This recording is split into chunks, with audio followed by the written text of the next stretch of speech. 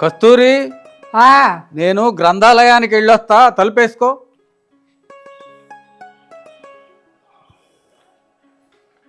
1979-80 హాజరు.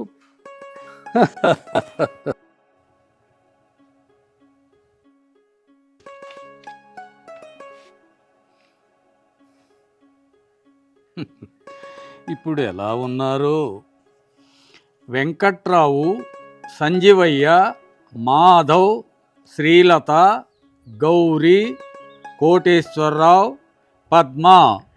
Present sir.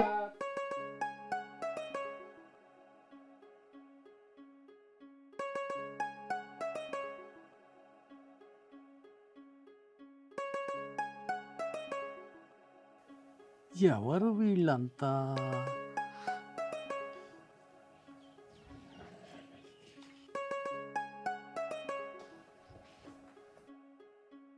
ఒరే వెంకట్రావు, నువ్వట్రా? నిన్ను 10 సంవత్సరాల వయసులో 1వ తరగతిలో చేర్పించానురా. నువ్వు ఇప్పుడు ఏం చేస్తున్నావురా? సార్ మీరు అలా చేయబట్టే సార్ ఈరోజు నేను సిటీలో 3 స్కూల్ పెట్టి నడిపించుకుంటున్నాను సార్. ఓహో, పెద్దోడివైనావురా. ఒరే మాధవ్, నువ్వట్రా?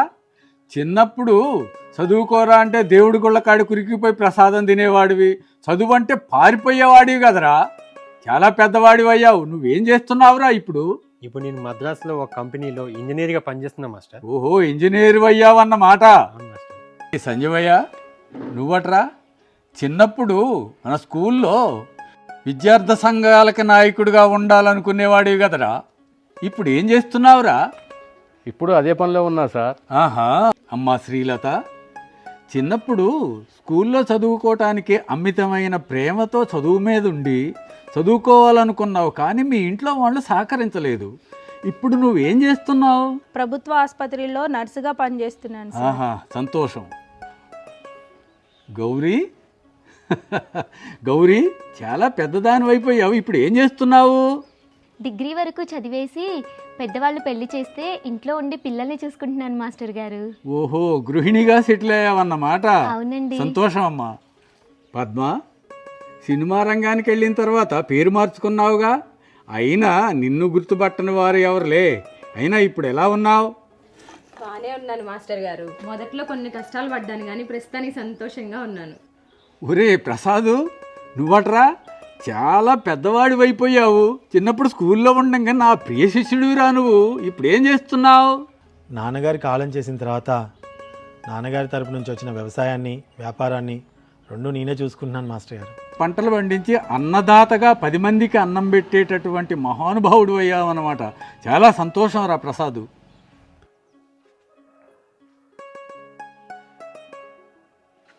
మీరంతా బాగానే ఉన్నారు. మీరంతా వచ్చారు కానీ మరి కోటేశ్వరరావేడిరా? Present sir.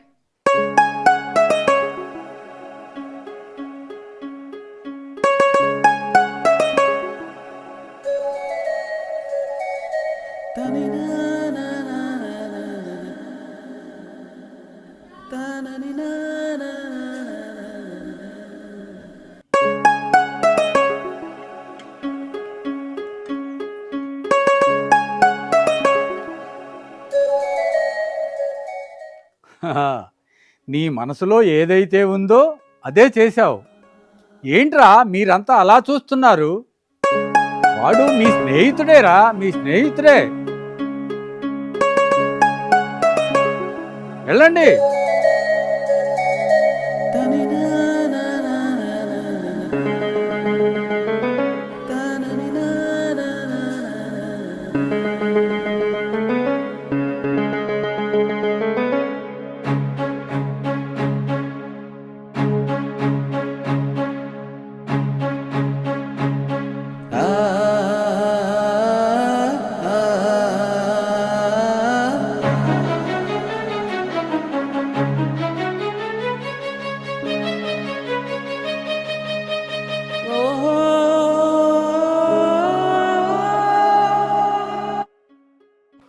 చాలా సంతోషం రా. ఒరే ప్రసాదు, ఏంటి అందరూ ఒక్కసారే కట్టకట్టుకుని ఊడిపడ్డారు? ఏంటి విషయం? ఏం లేదు మాస్టర్ గారు, మా అమ్మ నాన్న, మా అన్న చెల్లి వీళ్ళందరూ కూడా మాతో రక్త సంబంధం ఉంటుంది కాబట్టే మేము ఎదగాలని బాగుపడాలని కోరుకుంటారు. ఇందులో ఆశ్చర్యం ఏం లేదు. కానీ ఎటువంటి రక్త సంబంధం లేకుండా, కులాలు మతాలు అనే భేదం చూపించకుండా, పేదవాళ్ళు గొప్పవాళ్ళు అనే నిరుపేద భావం ఏదీ లేకుండా పిల్లలు ఎదగాలని మనస్ఫూర్తిగా కోరుకునే వాళ్ళే మీలాంటి ఉపాధ్యాయులు. చాలా సంతోషం ప్రసాదు. మిమ్మల్ని చూసి మా హడావుడి లైఫ్ని కొంచెం పక్కన పెట్టి ఒక్కరోజు మరొకసారి పాత జ్ఞాపకాలు నెమరు వేసుకుందామని వచ్చాము. మన స్కూల్కి కూడా వెళ్ళాలనిపిస్తుంది. మీరు అనుమతిస్తే పదండి, స్కూల్లోకే పోదాం. ఆ స్కూల్ వల్లనేగా మీరందరు ఇంత ప్రయోజకులైంది. పదండిరా, పదండి.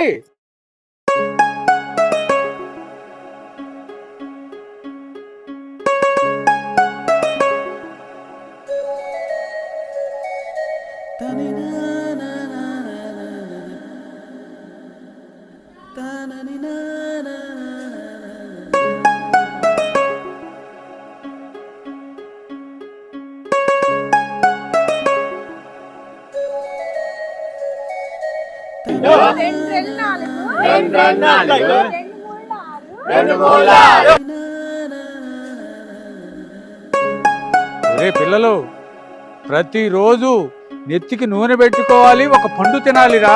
తీసుకోండిరా. తినండి మాస్టారు.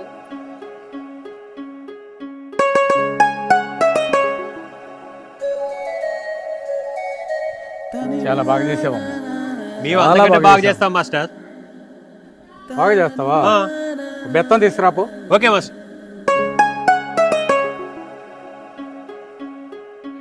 మంచి బెత్తం తెచ్చిందిరా. ఏది చెయ్యి చాపు ఒకసారి. మాస్టర్ ఒక్కసారి చాపు. వద్దు మాస్టర్. ఒక్కసారి చాపం, చెయ్యి చాపు.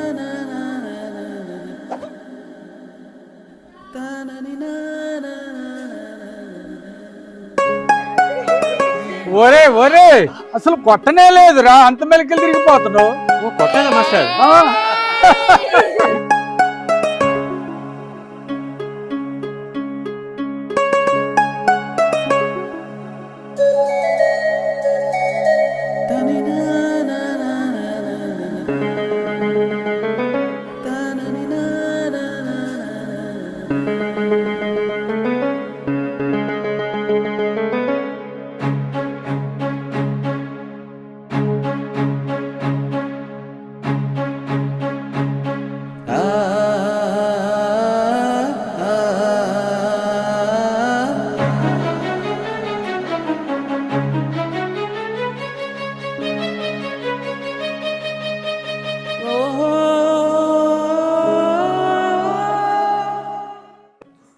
ఏదో ఒక క్షణంలో మనం తల్లిదండ్రులకైనా ఎదురు చెప్తామేమో కానీ మన గురువులకు మాత్రం ఎటువంటి పరిస్థితుల్లో కూడా ఎదురు చెప్పము. వాళ్ళది అటువంటి స్వార్థం లేని ప్రేమ. అందుకే మీరు చిన్నప్పటి నుంచి నన్ను ఇలా ప్రోత్సహించబట్టే నా కళను ఈరోజు నేను నెరవేర్చుకోగలిగాను గురువు గారు. మీకు ఎన్నిసార్లు ధన్యవాదాలు చెప్పుకున్నా తక్కువే అవుతుంది. మేము చదువుకుంటే బాగుపడతామని మాకంటే ఎక్కువ ఆరాటం మీకే ఉండేది గురువుగారు. చిన్నప్పుడు అందరూ నన్ను హేళన చేస్తుంటే అందరి దగ్గరికి వచ్చి అరే వాడు మనలో మనిషిరా అని చెప్పేసి అని నాతో స్నేహం చేసేలా చేశారు. మీరు మీ జన్మలో మర్చిపోలేను మాస్టర్. మా ఇంట్లో వాళ్ళతో గొడవ పడి మరీ నాకు చదువు నేర్పించారు గురువుగారు. మీ రుణం ఎప్పటికీ తీర్చుకోలేను. చదువు వ్యసనం అయితే బంగారు భవిష్యత్తుని బానిస అవుతుందిరా అనేవాళ్ళు గురువుగారు. ఆ మాట ఎప్పటికీ మర్చిపోలేను గురువుగారు. మాస్టర్, నేను మద్రాసు చదువుకోవడానికి వెళ్ళినప్పుడు నా దగ్గర ఒక్క రూపాయి కూడా లేకపోతే నా చేతిలో డబ్బులు పెట్టి మరి మీరు మంచిగా చదువుకోరా అని చెప్పారు. మీ రుణం నేను ఎప్పటికీ తీర్చుకోలేను మాస్టర్. తప్పు ఎక్కడ జరిగినా చూస్తూ ఉండకుండా ఆ తప్పును ప్రశ్నించే హక్కు మనకు ఉందని మీరు గుర్తు చేశారు గురువుగారు. ఆ మాటలు ఎప్పటికీ నాకు గుర్తుంటాయి మాస్టారు. మా కడుపున పుట్టిన పిల్లలే కాదు, మా బడిలోకి వచ్చే ప్రతి పిల్లవాడు మా పిల్లవాడే అనుకునే మీలాంటి ప్రతి ఒక్క గురువుకి మేమందరం పాదాభివందనం చేసుకుంటున్నాం మాస్టర్ గారు.